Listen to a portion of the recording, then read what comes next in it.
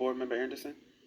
Okay, so while I was reviewing the committee notes, I noticed that we are um, going to have an assistant superintendent and two principals retiring at the end of the school year. And so my concern was, we talked about the succession plan with our SBA, but for our principals or assistant supes, what is our succession plan for them? Because, the assistant supe herself is very dynamic and, big shoes to fill. Like, what are we doing to make sure, there's no lost in quality and all of that. And then the other side of that question is, and I can't speak or even assume that they're leaving because of a hardship or they're not happy or whatever, but how would we actually be preventing that from happening? Because changing the leadership, like, kind of, can rock a boat. We all know that. So I just wanted to hear a little bit about that, please. Great. So obviously, we believe that there's, and we've modeled it during this year, that transitionings are really, really important. Once we received announcements, we wanted that to be the moment of the celebration of the employees. So I know that that has occurred.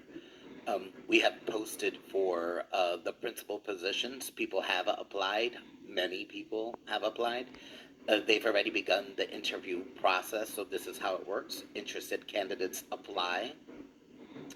They go through a vetting process, so we review, make sure that they meet all of the requirements to actually assume the position, certifications, the teaching requirements, things of that nature. Then they go through a lead day interview, which is conducted in the district. That's a full day of interviews with um, district staff.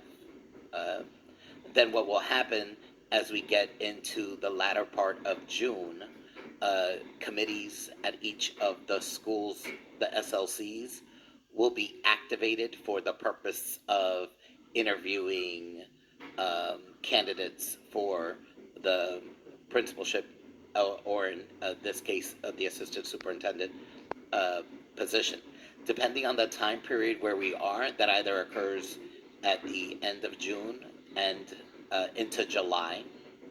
And then once we actually have the appointments readied, then we actually provide notification with regards to those staff members. In the process, the current principal is obviously making sure that the school is closing out with the monitoring of everything that's occurring in those respective schools. So there's a process. It's actually in play right now. The opening of the assistant superintendent, you will see after yesterday's vote on the budget, postings with regards to all positions, if they haven't actually occurred today, in the next couple of days, and then interested candidates should apply.